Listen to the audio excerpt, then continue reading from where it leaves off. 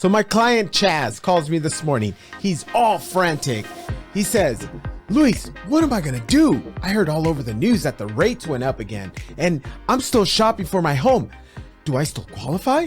How much did my payment increase? Then I reply, Chaz, yes, the funds rate did increase, but that's causing the mortgage rates to drop.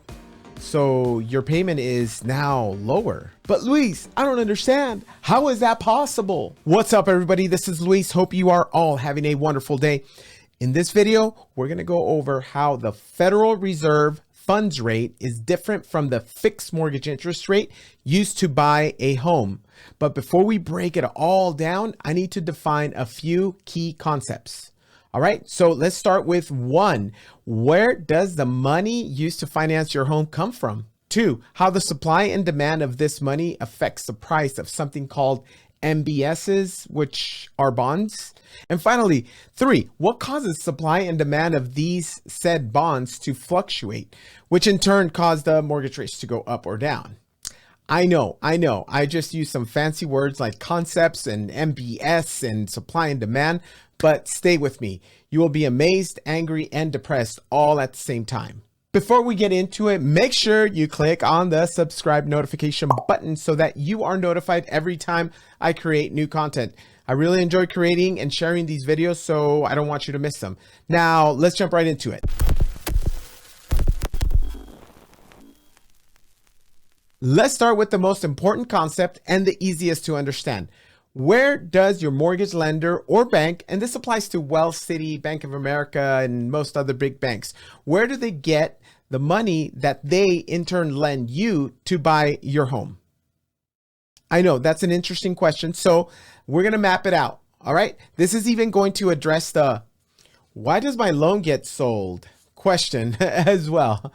So this is all going to be really good stuff. Let's map it out.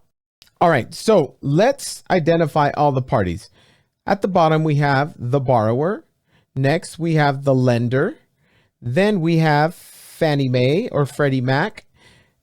And then we have a pool of bonds or mortgage-backed securities or MBSs. Then we have investors, 401k administrators, life insurance administrators, and foreign investors, other countries, etc. And then we have your stock market. All right, so let's start at the bottom. Lender provides $500,000 to $500K to the borrower so they can buy their home. Then the borrower signs a promissory note or an IOU, okay, for that $500,000.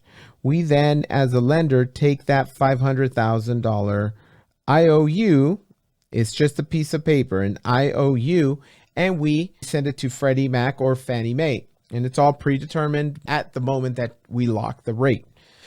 So Freddie or Fannie Mae, they give us, they say, okay, it's going to be $525,000 back. So we give $525,000 back, and we basically get the money that was lent out for the purchase of that home for that borrower. We get that back and $25,000.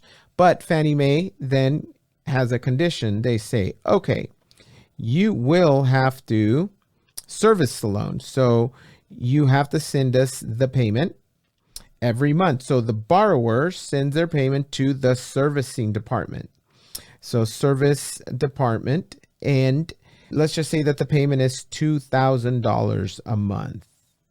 So we collect it, and this is a department. It can be a department within the lender's company, or it can be a completely separate entity.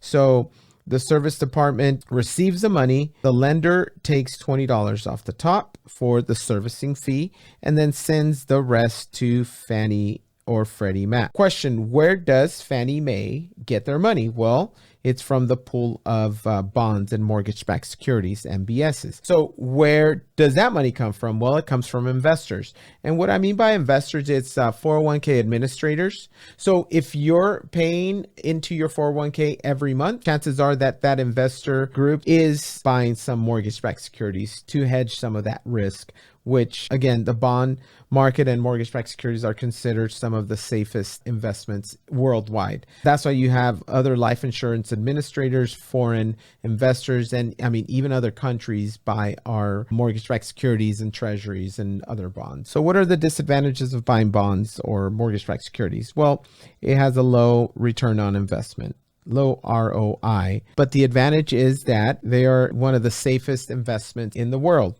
As opposed to stocks, yes, you can gain 25%, but you can lose 25% quickly. Basically, stocks are dependent on the economic conditions, right? So if the economy is doing good, then yeah, the stocks are going to go up. But if there's a downturn, well, the stocks are going to suffer right away. War, other international turmoil, and many other factors, which is why investor groups, they remove the money from the stock market as soon as they see a weakening economy.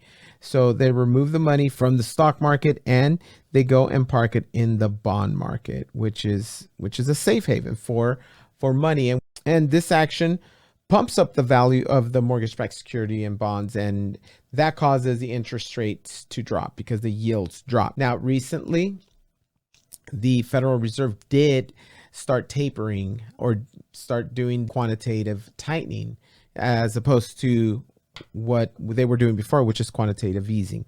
So the purchase of mortgage-backed securities right here, when they purchase mortgage-backed securities, that's called quantitative easing. And I'm pretty sure you've heard that term as well. Federal Reserve stopped, so it caused mortgage-backed security bonds to decrease in value. And that is what's causing the interest rates to go up. But I will go into that in a little bit and the reasons why this is causing such a headache in the market. So this is pretty much an overview of where the money that is used to finance your home is coming from. Now that you have a better understanding of the overall concept, you can see that when the demand for such bond goes up, then more money is pumped into that pool of money, which makes money cheaper because there is more supply, then the rates drop or the yields drop. And investors are okay with the lower rate of return compared to the stock market because the money invested in the bond market is considered to be the safest in the world. And as long as the investor's not losing any money, they are pretty happy. Now, let's talk about inflation because that's the black swan. So that same investor has that same mortgage-backed security or bond, which is paying 2.75%, but inflation is now at 8.75 and it was at 2%, which was great. Then obviously the investor's losing money and that clearly is not ideal. So at this point, you're probably wondering, well, what do the institutional investors do? What do they do? Where do they put their money? In most cases, the investors will more than likely sell those 2.75% bonds at less than what they paid for and cut their losses. With inflation currently so high, the strategy is to pick the lesser of all evils. And this is why you're seeing the higher interest rates. It has nothing to do with the federal's fund rate, by the way. Other things that investors consider is that usually stocks and bonds have an inverse relationship. So as stock prices go up, bond prices go down. And as stock prices go down, bond prices go up. So if the economic outlook is positive, your 401k administrator, for instance, will put the money into the stock market for you to get a higher rate of return. And basically pulls it out of the bond market. On the other end of the spectrum, if the economic outlook is doom and gloom, then money flows from the high volatile stock market and flows into the safety of the bond market.